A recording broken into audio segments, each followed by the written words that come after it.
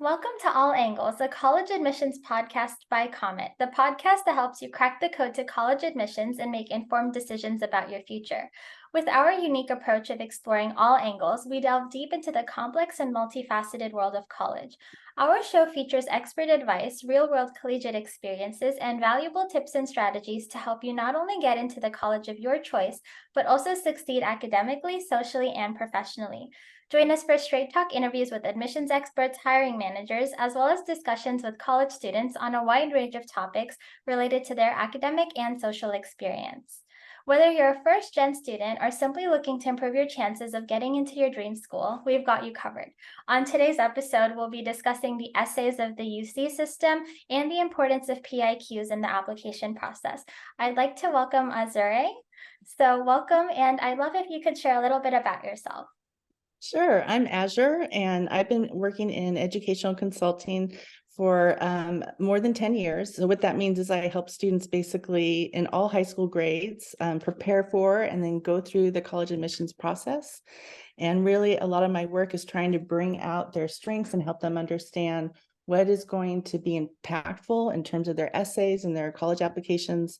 I also got to work as an admissions evaluator for a UC campus for a couple of years, and that was really fun to be on the other side of the desk and be able to read the applications and sort of really get the experience of what that's like. Thank you. We're so excited to have you here, especially me as a student who attends one of the UC colleges. So I'd love to kind of pick your brain and understand the process better. So for our viewers, it would be great if you could provide a little bit of a brief overview of just what the UC PIQs are and kind of the role they play in admissions. Especially, I know people tend to call it like the UC essays, and I've heard like people online say it's not the essays, it's the PIQs. So I'd love if you can tell us a little bit more about what those really are. And they're right. There really are IQs, and they're intentionally named that. I will still call them UC essays just because in my mind, they're all kind of essays, but the PIQs do really require kind of a different approach than like a personal statement or an essay for a private school. The reason why they're named personal insight questions is UC wanted to get away from students writing these essays. So when I first started consulting, there was 2 essays for UC, and they were longer, and it was sort of like describe the world you come from. And then there's another one about how you contribute to community. But now that the problem was, the reason that they changed it was that people were writing these nice stories, beautiful essays, but they weren't hitting on the things that the evaluators were looking for. So the PIQs are designed to be an interview on paper, basically, where they're trying to lead the student to address the things that they're looking for when they're making their decision. Yeah, thank you. That definitely makes sense. And I'd love if you can kind of elaborate a little bit on just how there's 8 different topics, but you only choose 4. When I was applying, and I know in general, when I read online, people are, is there like a specific one that we should be choosing? Is there something that they're going to like more than the other? It can feel overwhelming when you have like 8 different options. So how do you suggest people approach that? So the nice thing is that there's not a lot of pressure on picking the right prompt. But let me tell you first, yes, there's 8 prompts. And really, in my mind, there's really only 7, because the 8th prompt is sort of like, is there anything else that you want to share that would make you a successful applicant to UC? And the thing is, I think that that's a little bit of a risk, because really what the UC evaluators are looking for are in the top 7. So I have not really seen very many cases where someone had a good topic for 8. It kind of feels like it opens it up to be totally creative, but what you write about may totally lead you off into, it may actually just sort of waste your essay in a sense. And so all the what you'll notice when you look at the different prompts is sometimes, let's say you have, like you did a research program, describing that research program could go into more than one prompt. It could be, how do you express your creativity? It could be, how did you explore a field that you really love? Or how did you take advantage of a significant opportunity? And the good news is that all of those prompts can work. And so what I usually tell students is, instead of being like trying to pick the exact right prompt, take a step back and think of like, what are the 4 most important things to share about yourself? Because out of the 8 prompts, you only need to do 4. You can't repeat a prompt. You have to have 4 different ones. I think the first thing that you should think about is, first of all, Have you overcome some kind of challenge, struggles that have made it harder for you to be successful in your high school years, or that have made it harder for you to do extracurricular activities? For example, if you had to work after school and needed to contribute to household expenses, and that meant you couldn't join clubs or sports or whatever it is, then the UC evaluator really wants to know that. Not everyone has a challenge, and you don't need to have a challenge, but it's just a good thing to kind of check in on first. And then after that, it's sort of like, have you contributed to community, whether that's through a leadership role, informal or formal, or have you volunteered? UC is very interested in knowing how you're using your strengths to impact your community, whether it's at school or your neighborhood, in positive ways. And then finally, the third most important one to talk about, and everyone really should have an essay like this, is why it's evidence, providing evidence that you're going to be successful in your major. And usually the way you do that is you talk about, like, here, I took these extra steps outside of class. I applied to this program to explore my major, or, it could even be like you took some Coursera courses on the side. So it's just highlighting anything extra you've done to explore your major. Thank you. I love that. I also, I mean, I never realized that like the eighth prompt was, I knew it was like something generic, but I think that was so helpful to understand, like, more often than not, your topic will fit into one of the first seven. So you're better trying to kind of see if it's in there. Cause yeah, sometimes when it's open-ended, it's really hard to be like, okay, what is the point of this? Like, why am I, giving them this? Thank you for sharing. And then you also mentioned that there's the essay about kind of talking about the field that you want to go into or how you've prepared for a certain subject. And I, like, since I was in sixth grade, I would say I've known, like, oh, I want to do computer science. It was very like pointed for me. But I always Nice. wonder, like, for people that might be undeclared and they don't know what they want to do, how do they approach like talking about, like, maybe they have all these classes that don't kind of line up toward one activity, one interest. How do they approach that? That's a really good question. And there's no problem with applying undeclared. And some people really don't know, and that's fair. But I think the approach then is to think about, what have you explored? So there may be 2 or 3 things you've done that you're like, maybe business, maybe computer science, maybe it's communications. And it could be just describing a club you joined, or, again, always with the programs or the classes that are outside your typical classes. If you're a student who really hasn't had time to do much except for what's been in your classes, that's okay too. You can highlight projects you've done for specific classes you're especially proud of. But so for undeclared, you're kind of like, I'm not sure yet, but here are 2 or 3 runner-ups of where I'm heading. Okay, that's awesome. Thank you. And so this is one question that I assume, like, people wonder about. I personally did when I was applying. So there are a number of UC campuses, right? But we don't get to decide that, we don't get to rank the ones we want to go to. Obviously, we can pick, like, hey, do I want to apply to, these 7 or these 4?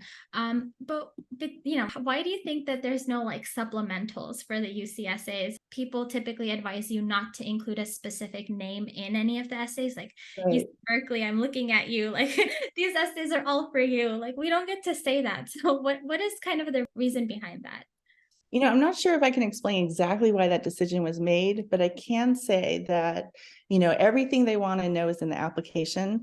And if they did open it up to being able to do that, you would guess, and some students still do, even they tell you not to. I'll be, reading for one campus and, reading about how someone wants to go to Berkeley, and that can backfire, right? You're like, okay, you're not coming here. So that's where definitely UCLA, UC Berkeley are going to be the most popular. UC San Diego is edging up there too. And so they can't give everyone a spot who qualifies in those top schools, and their message is always apply broadly. They're really looking at serving students from a system as opposed to the one popular school.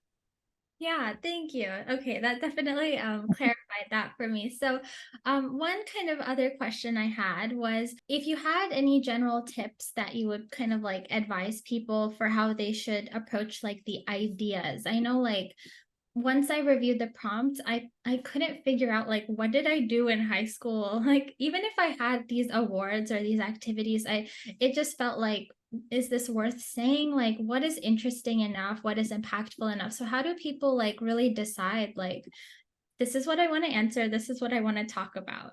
Yeah, I think a lot of people feel like it's more like the personal statement where you really need to show who you are, and it's should be sort of interesting and creative. And actually, once you figure out how to write UC essays, it's easier. It's a lot easier. And to be frank, I mean, they're not going to be the most interesting essays, even when they're effective. I think what I would advise is first step, sit down and write out list everything you've done outside class. And if it's not a ton of things, if you feel like there's more experience you've gotten from your major in inside class, maybe, make a list of some projects or some experiences in your classes that really stood out to you. And then take a step back and think of like, what are my 4 most important things? Whenever you have leadership, whether it's like leader of a club or a team or even something unofficial where you spoke up for someone, I think that's a really important piece. And of course, you want to make sure you have at least one essay that highlights something relevant to your major. And then not to overlook if there's any sort of challenges. And then when you go about trying to tell that story, first of all, you need to not tell a story. It's really like if someone asks you that question in a job interview, the first thing you say wouldn't be, it was a dark and stormy night and here's the dialogue and the lighting in the room. It's sort of like, just answer the question.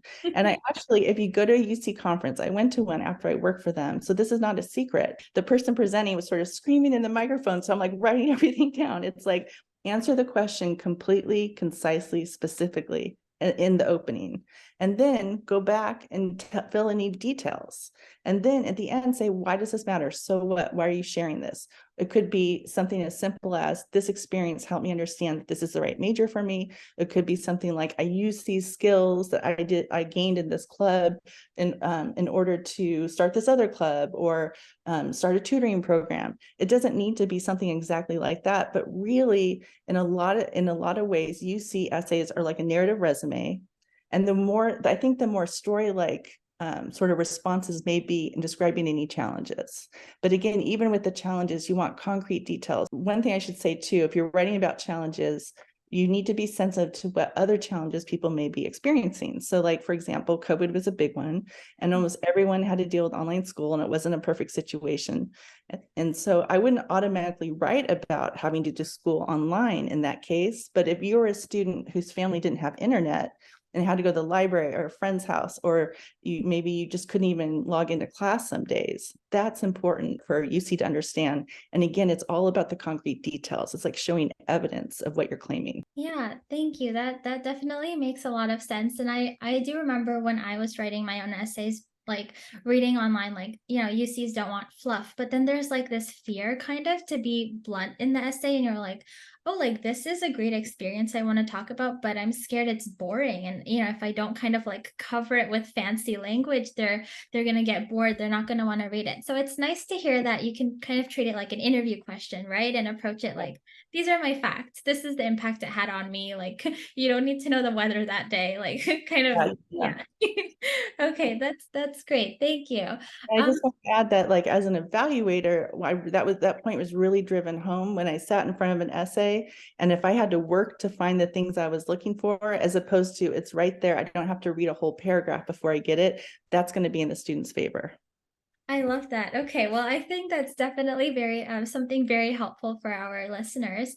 And I know you kind of mentioned like talking about the challenge aspect, and I that was one question used to wonder about too. So when we're talking about the challenges we might have encountered, whether that's academically or maybe at home or however it was, an environmental or financial thing, what is kind of that line between like, oh, this is a sob story or this is getting too personal versus like, I do need to be transparent. Like, these are the things I was dealing with, and this is how it impacted me. I feel like there's kind of this like stress around like, is this too personal? Will this intimidate or scare them? Will they be like, I don't think they're ready for college yet? It can be like confusing, right? So, wondering how to kind of handle that.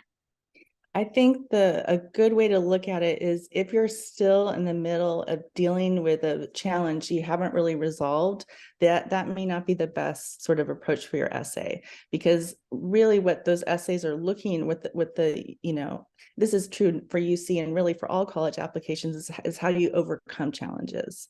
So if you and experience a setback in sophomore year or diagnosed with a learning challenge or something along those lines, and then you can show them what they really want to hear is not the challenge. They really want to hear the steps you took to work through it.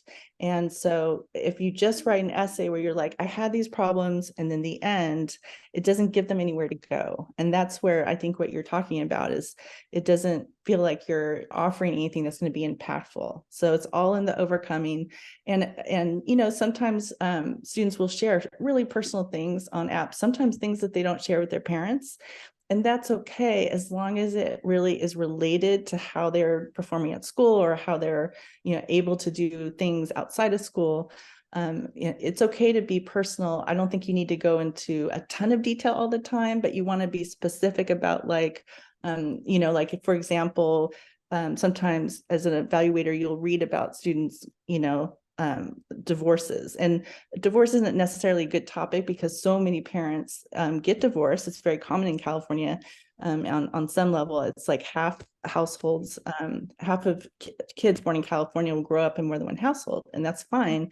But for some families, different things will happen. Like, if you're growing up in a household where you had to leave because of a divorce and had to stay at your aunt's and share a room with a baby, and the baby cried every night, and got, that's the kind of answer that UC really wants to know, so that they can look at your achievements in the context of some of your environment. Okay, yeah, thank you. That definitely makes a lot of sense. So, kind of focusing not just on the challenge, but making sure you're talking about like how this impacted you and what you did to kind of like cope or, take overcome that Yeah. challenge. Yeah. And so one other, thing I was kind of worrying about is what do you think might be some common mistakes or pitfalls people have when either, brainstorming topics or just writing the essay? Like, one very specific example I had read about was like if you are talking about maybe like going to Africa for a month and that like changed your life, you got to like help people and you like realized like how rich or lucky you are. It was like a very specific Yeah. example online, and they were like, they don't want to read that. So what do you think? What are some cliches that we should maybe avoid, or some mistakes we want to be mindful of? Yeah, students often want to write about traveling, whether it's sometimes they'll travel to volunteer in a different community, or just because it's such a highlight in their life. We all have these great memories from traveling, but they're usually not the right thing to write about for our college application, especially for UC, because what it does, it kind of, if you describe it, it shows you an environment that's not really where you're from. And they're really looking to find out, like, what is your context? What is your environment? Where are you from? So they're much more interested in if you volunteered in your community than if you've gone on one of these volunteer trips. There's a lot of, like, it may seem very simple, but even going to the food bank every week and being in your community can be really effective to show like your commitment and what you're capable of and what you can offer your community. Yeah, thank you. And this one is kind of something I'm personally wondering about. Can you tell if someone is bluffing? Like, I don't know if that's something you can openly say, like, yes, they're lying, because it's very hard to, but there might be times where people are exaggerating or telling a lie.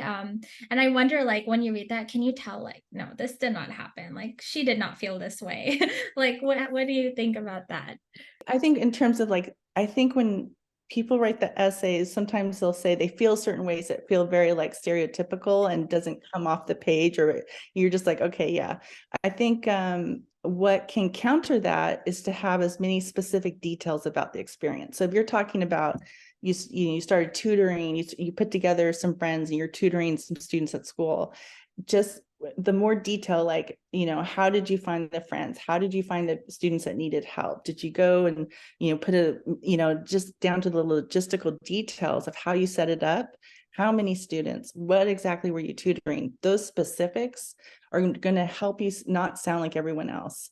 Another thing that is such a cliche is, like, even though it's a great experience and it's good in its own, it's just not good in a college essay or UC essay, is to write about like the winning game, or like things like those great moments in sports, or winning a competition when you're absolutely at your best peak. But so many students write that same essay, so it's really easy to kind of be forgettable when you write about those things, and often they don't really impact what they're looking for in terms of what you're going to offer their campus. Yeah, that totally makes sense. I remember when I first started applying, I was doing like a lot of research and reading examples. And I remember like someone made this joke like every other UC applicant knows how to play the piano. Like, don't you don't want to write about That's right. Unless you're making in music, well. Right. It's like I'd read that and I was like, oh, it's fine. I can't play any instrument. So it kind of works in my I'm not like a music or sportsy person, but that yeah, definitely makes sense to kind of avoid those topics or at least be mindful if you do choose to kind of talk about them. So kind of going like in the opposite direction of that, what are some maybe topics that you personally have read or think do make like good essays and or maybe it's not even the topic but it's just the way that person wrote it that you were like, this is a successful essay. What would be some like tips for that? It's hard to make generals or, provide general examples because really it's all in the specifics. So it's sort of, I think the best UC essays I've read is where you have like in the first few sentences, a very specific description of a program you did, a project you did, something tangible where you talk about the most important sort of numbers that go with that. So what I mean by that, like if you were tutoring, how many students? If you were doing a fundraiser, how much money did you raise? If you were studying something, what exactly were you studying? And what was the most important achievement within that experience? And so when you do that, it's just such a relief for the reviewer because they're like, that's what I'm looking for. So I think that's where I always go back to calling PIQs narrative resume, because in a sense, that really is what it is. And so just the same things that you would put on a resume, you really want to put near the top of a UC essay, because to be totally frank, it really depends on the time of day and who's reading, but it can get to a point where evaluators are kind of skimming for information. So if you don't spoon feed them the details from the beginning, you might lose your opportunity to totally highlight what you have to offer.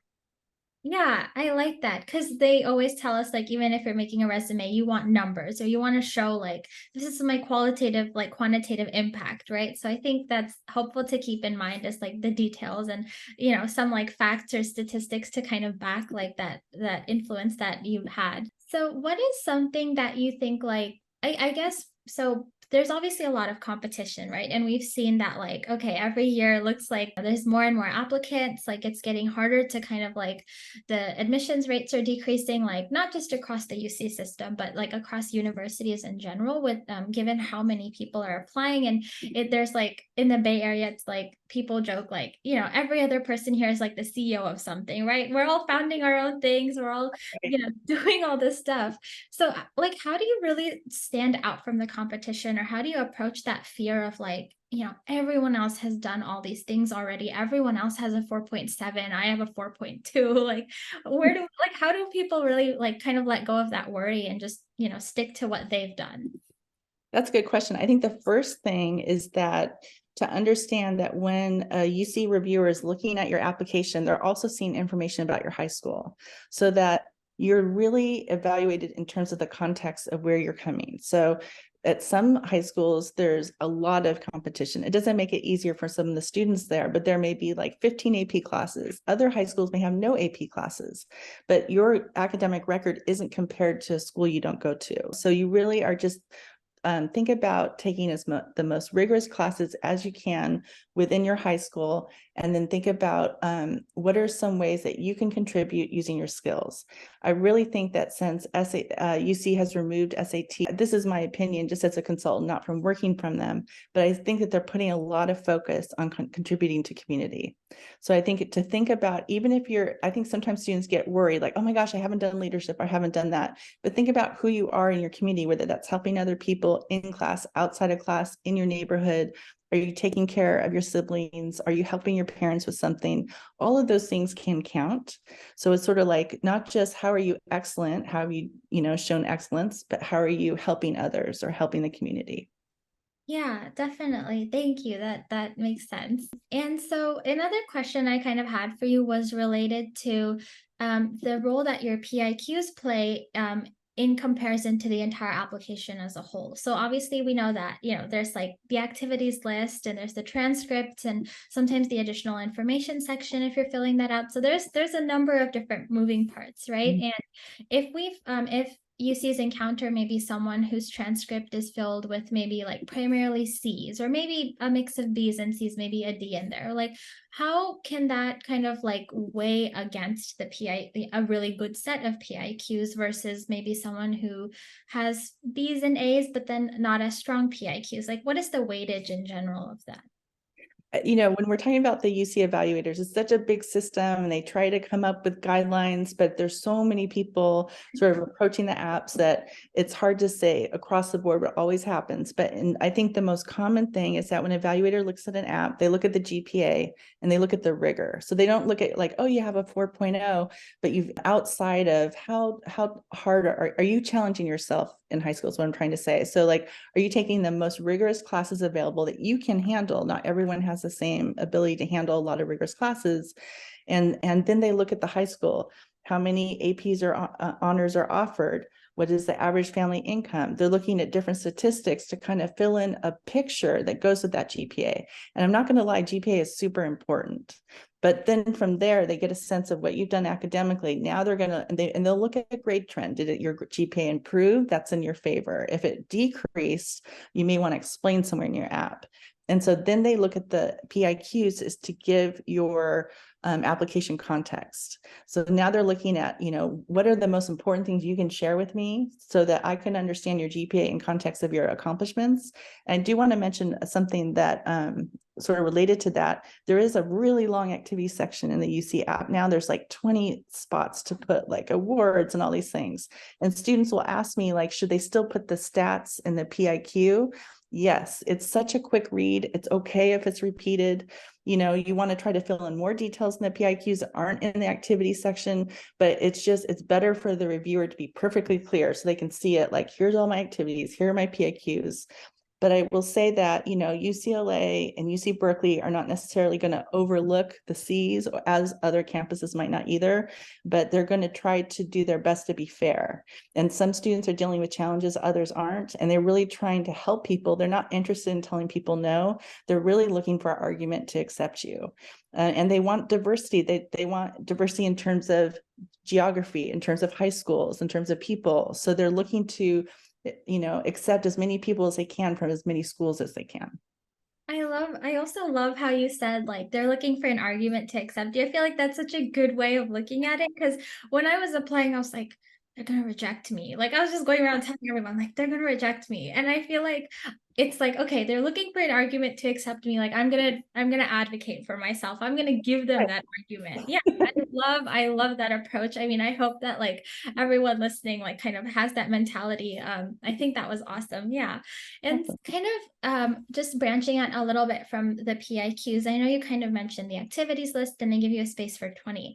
How do you feel when people are using all 20 of those spaces? I like, even when I was applying, I was like, should I not include this? Because you want to show like, hey, look at me, like I'm doing all this, but then you're also afraid like, what if they're like, oh, there's too much, there's not enough. What is that 20? Like how do we approach that number? Yeah, that's a good question. I think, well, one of my pet peeves with the UC app is that they show the list in the order you enter them in. So like if you do Common App, you can order your activities in a way that start with the most important after you enter them. But UC, it just stays that way. So I mentioned that because I do advise students to plan out what activities they're going to share and enter them in the order of importance. And usually you want to start with the major relevant activities first. I think it's okay to fully fill it out, but just make sure you highlight the most important at the start. I would lean towards reporting everything you've done, because what they're looking at, how they ask about the average hours per week, average, or the which grades that you were involved in that activity, you really want to fully account for where your time has gone. So if your grades especially aren't perfect, it might be helpful for them to understand all the other things you were doing, or even if your grades were perfect, to understand how much you were able to achieve. Yeah, awesome. I've read people kind of wonder, does babysitting my brother count? Is that something I put in activities, or should I kind of reference it in my essays or the additional information section? So especially with like all the different options of like, this is an extracurricular, this is the volunteer, this is the job. Like, do you think things like maybe if you're supporting extra with, household stuff, does that count as an activity? Should people include that or leave that out if they're I think if it was sort of like you were supporting the household, but you did a bunch of different jobs, or you did, different babies, you babysat maybe for a few weeks here and a few weeks there to fill in. I don't know that that would be just one activity. You definitely want to report your jobs, and they will ask in the UC app, where's the money going to? And so I know that for students who are like just using it for fun, sometimes they feel like they want to tell a white lie, like I'm going to save it and donate it. It's like, that's not why they're asking. They're really asking because they're trying to find out what are your financial responsibilities. So if you're just using it for yourself, it's totally fine. But if you're using it to help your family, to pay for your education, save, those kinds of things, then you definitely want to report that. If you have, like, let's say you're babysitting for your siblings, maybe through 9th and 10th grade, and it was every Tuesday, Wednesday, and Thursday, something like that, where it's very specific, it's regular, then I would go ahead and put that in activities for sure.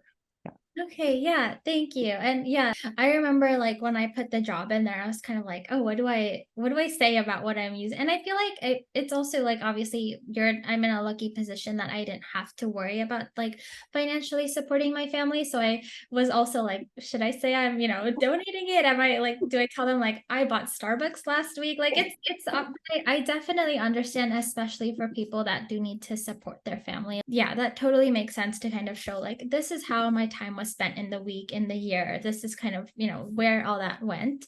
Yeah, thank you. So another thing now, just kind of to provide a little bit of advice to the listeners before we wrap up is just, strategies for crafting their PIQ responses. I feel like we kind of covered the different kinds and how to approach them. I know we also discussed like better to avoid like the fluff or too much storytelling, but what would you say about like, having a balance with like your academic achievements versus extracurricular ones? I know that there's people, for example, someone maybe is doing really well in sports, their grades might not match up as much because a lot of their time and energy has gone into that sport or that activity. So is there like a hard and fast rule where you need to have like a 50-50? Is it a 60-40? How does that look?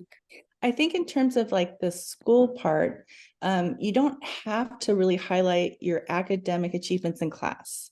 If you are looking to show why you're a good fit for your major and you don't have anything else, it's a fine place to go.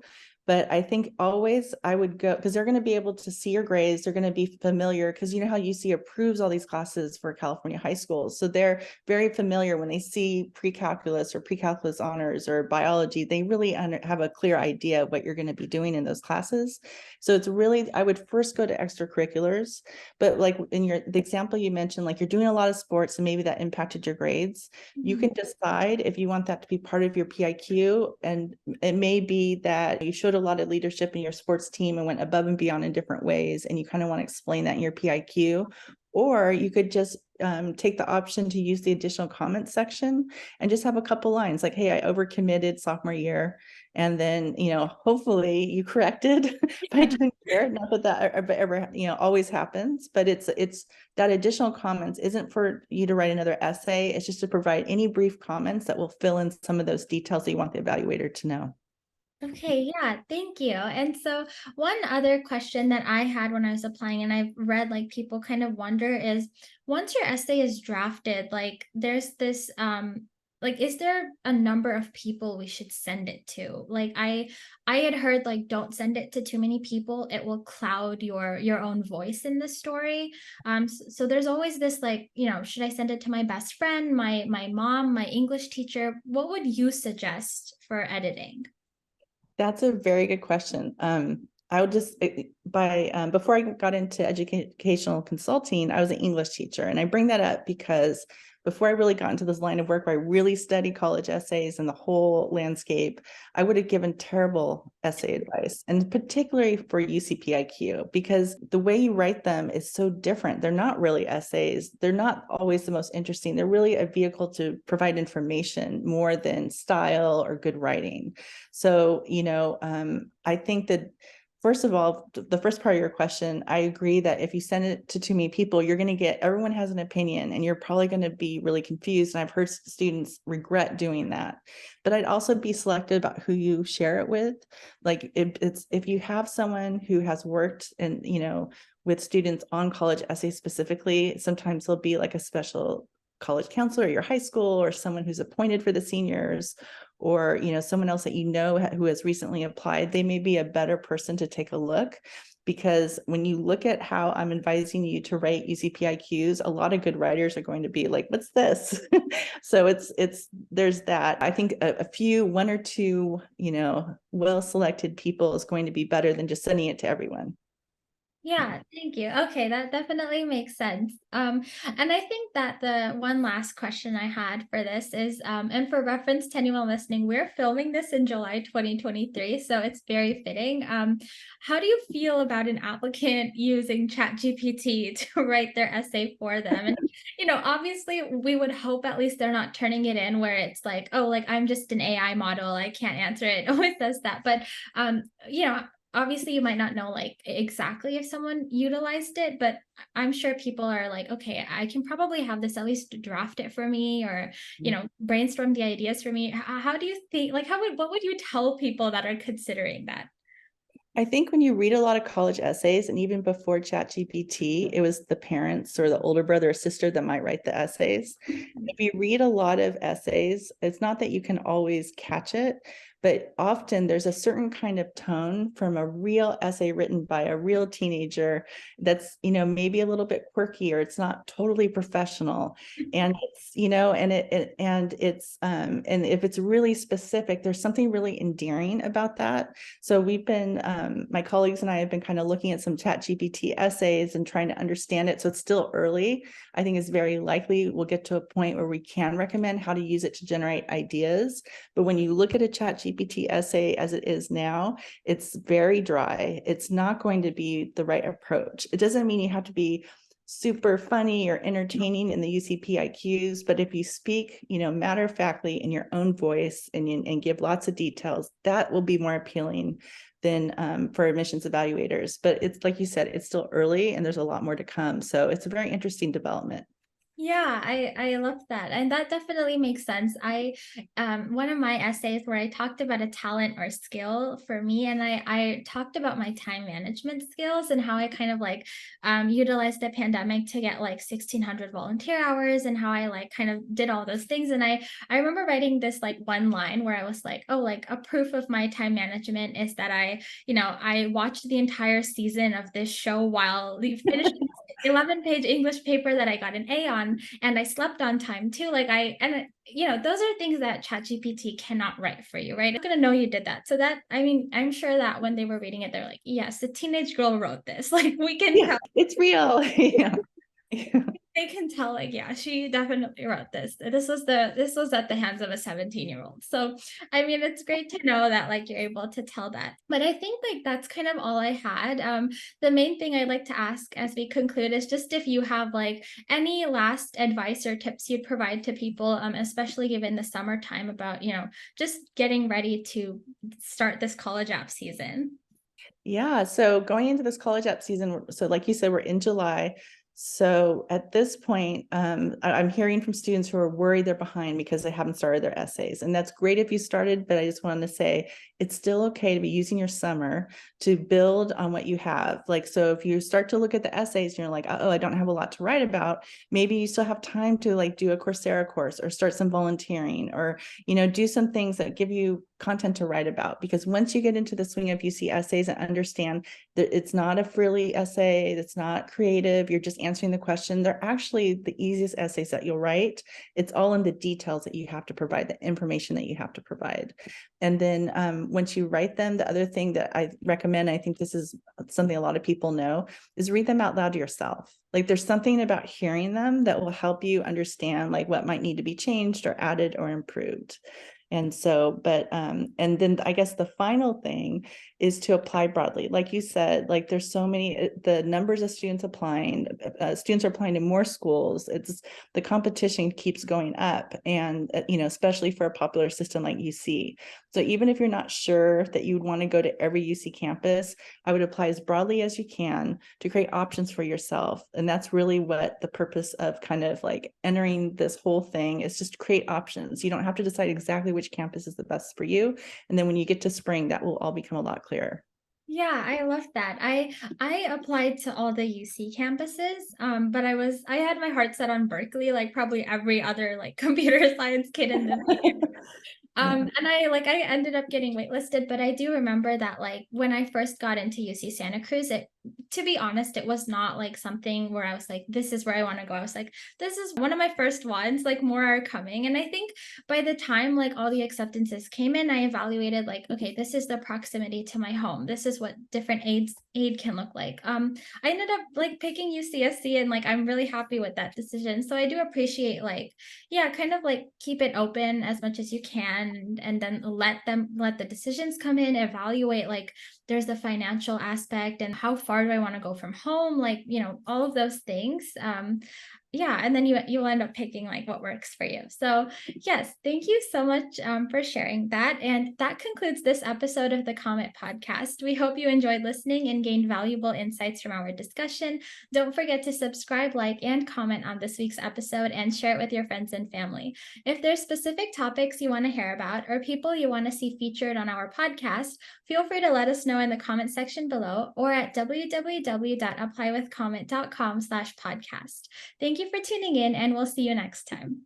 Thank you.